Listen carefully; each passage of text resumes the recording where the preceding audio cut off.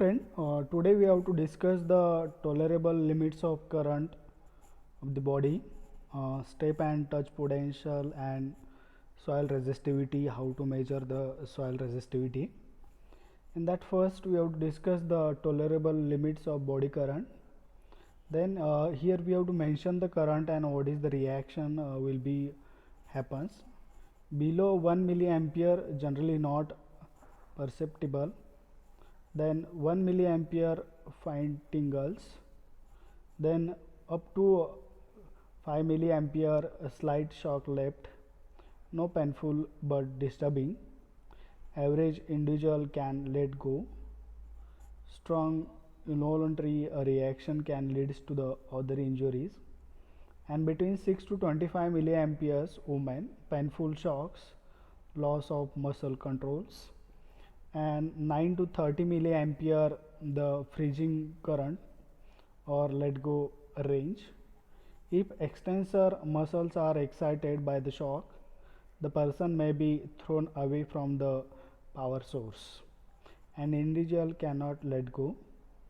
Strong involuntary reaction on lead to other injuries. Between 50 to 150 milliampere extreme pain, and it will be directly affecting on the respiratory arrest and some muscle reaction, that is possible.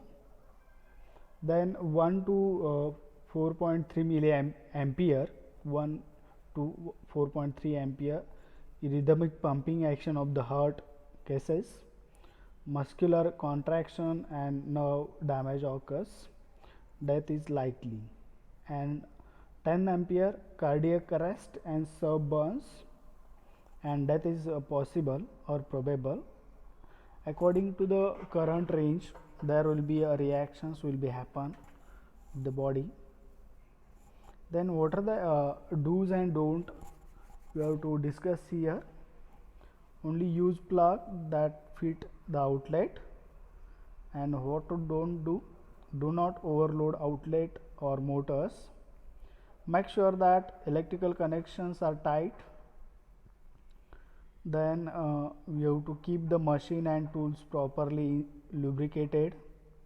Then use extension cord only when necessary and only if they are rated high enough for the application. Use waterproof cord outside. Only use approved extension lamps.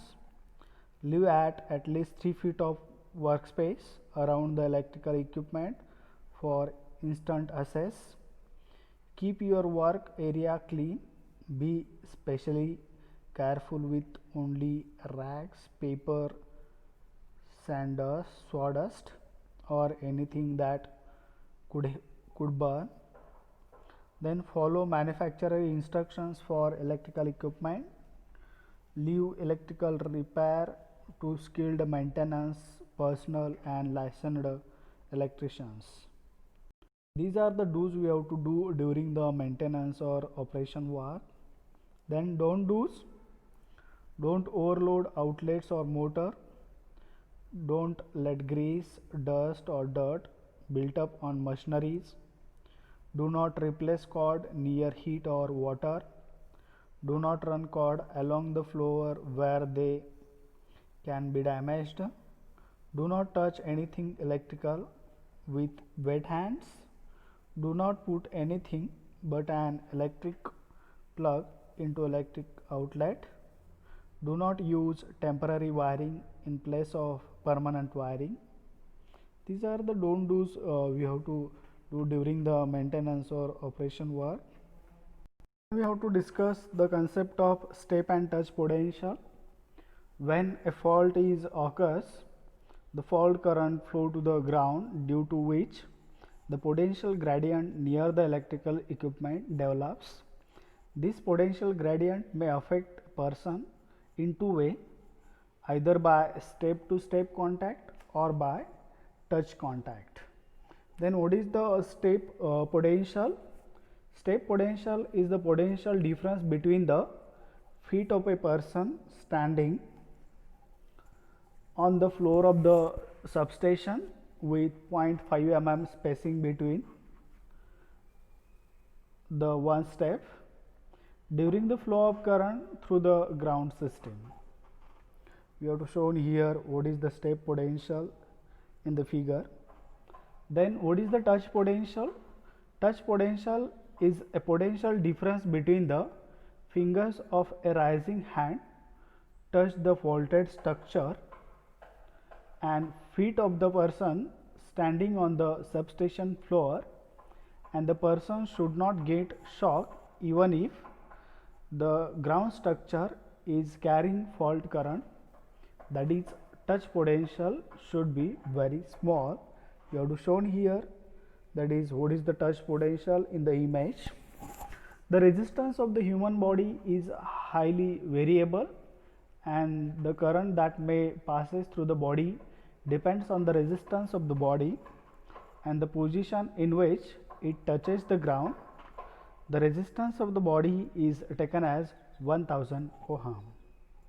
This is the concept of step and touch potential. Then we have to discuss the soil resistivity and different methods to measure the soil resistivity. Soil resistivity is a measure of how much a soil resists or conduct the electric current we have to measure. The soil resistivity must be low in order to flow the current easily through the ground. The soil resistivity value is subject to greater variation due to the moistures, temperature, chemical contents, but typically values of the soil resistivity is from 10 ohm to 1000 ohm, and exceptionally 1000 ohm to 10,000 ohm. The SI unit of resistivity is ohm meter. We know that what is the resistivity. For the measurement of soil resistivity, we have to discuss the various methods, but the soil quality may vary greatly with the depth or over a wide lateral area. Estimation of soil resistivity based on soil classification provided only a rough approximation. Actual soil resistivity measurements are required to qualify the resistivity and its effect on the overall transmission system. Then what is the Wiener method for the measurement of soil resistivity? The Wiener 4-pin method, we have to shown here a figure, and it is most commonly used technique for soil resistivity measurement.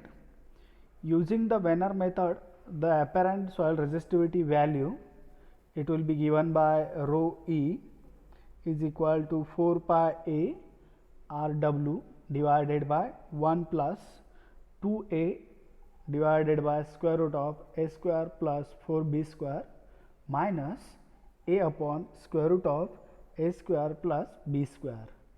Rho E is the measured apparent soil resistivity, A is the electrode spacing in meter, B is the depth of the electrode in meter, RW is the Wiener resistance measured. That is, if B is the small compared to A, then in case of the probes pertaining the ground only for the short distance, then previous equation it will be the rho E is equal to 2 pi A into RW. This is the Wiener method to measurement of the soil resistivity. This is the another method to measure the soil resistivity. The distance between the voltage probe is A, and the distance from voltage probe and current probe are C as shown in figure. Using this method, if B is small compared to A and C, that C greater than twice A, then apparent soil value resistivity value, it will be the given by rho E is equal to pi into C bracket of C plus A divided by A into RS, where rho is measured apparent soil resistance, A is electrode spacing as shown in figure, B is depth of the electrode, C is the electrode spacing in meter, and RS is the Schlumberger resistance measured as V upon I as shown in figure. This is the next method for the measurement of soil resistivity. The measure of the resistance offered by the soil in the flow of electricity is called as a soil resistivity.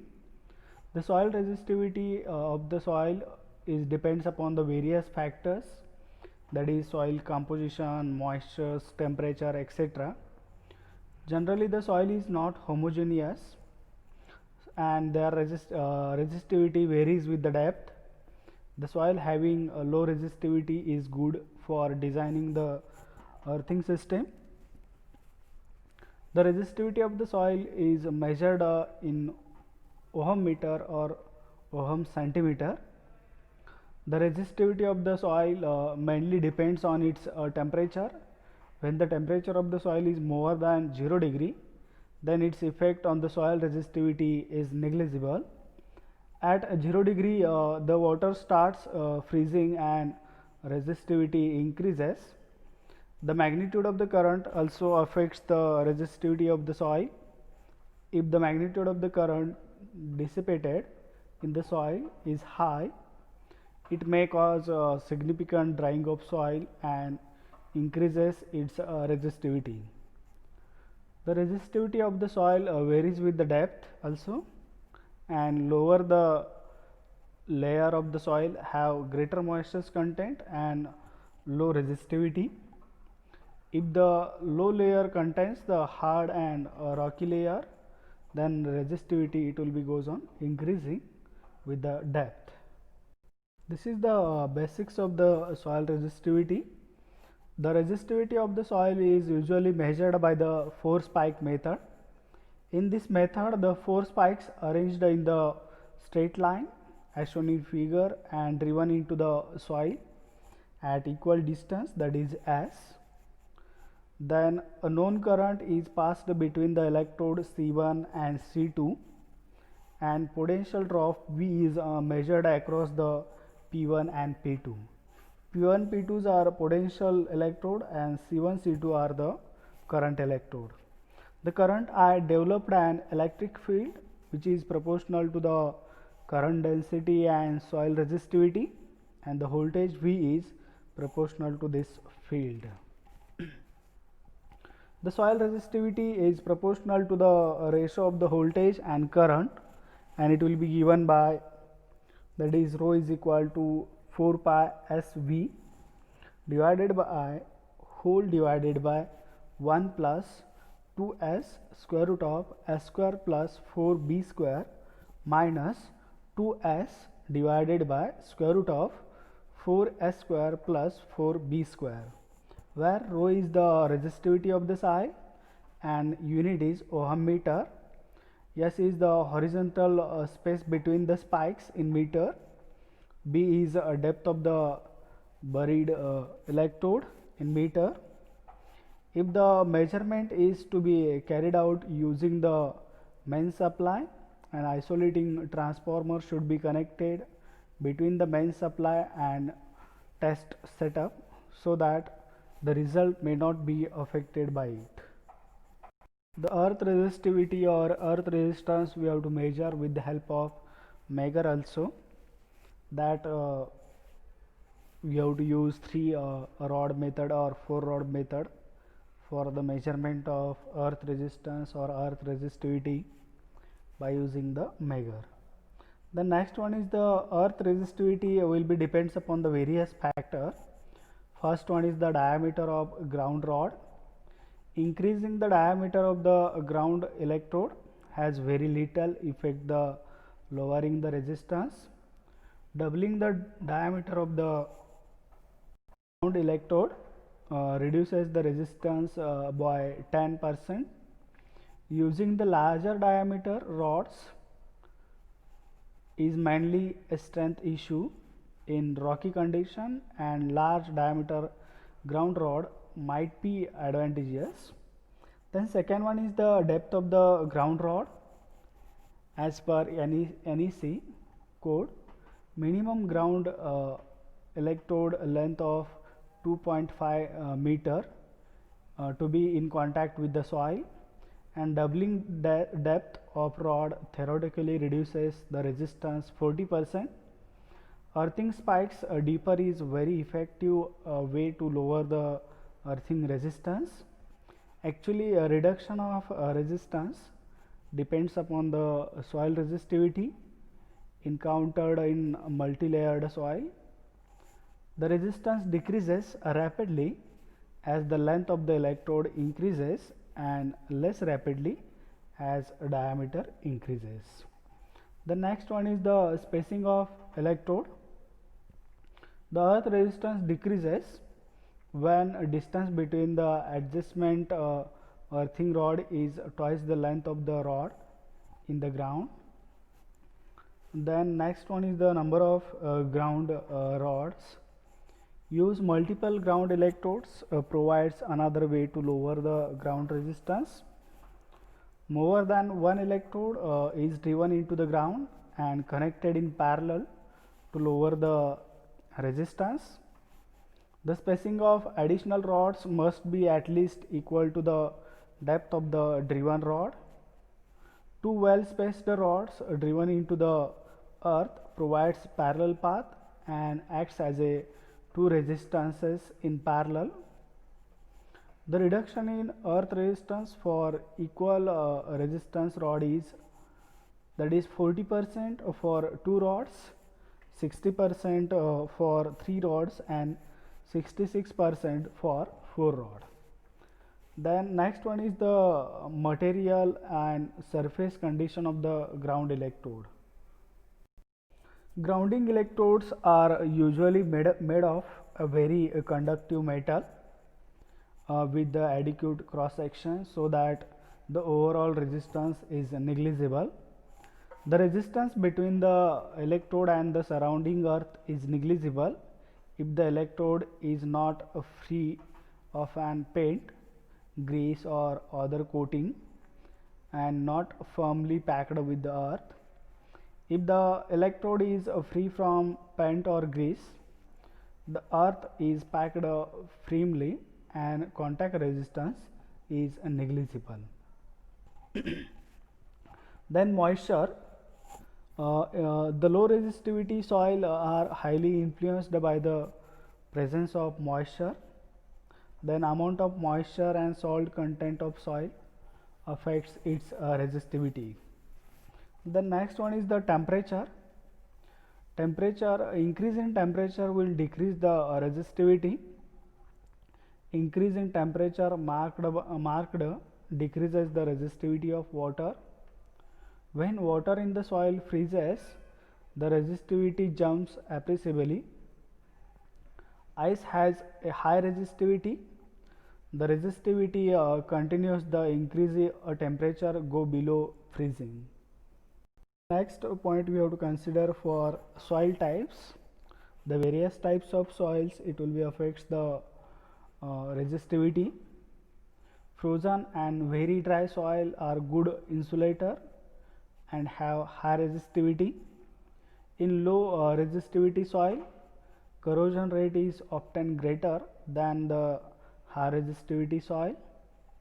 The resistivity is much lower below the subsoil water level than the above it. In the frozen soil, as in the surface layer, in winter and it is particularly high. Then choosing proper instruments. Use a dedicated ground tester for measuring the earth resistance. Do not use a generalized ohm meter, multimeter or Megger for that measurement of resistivity. These are the different factors affecting on the earth resistivity. Thank you friends.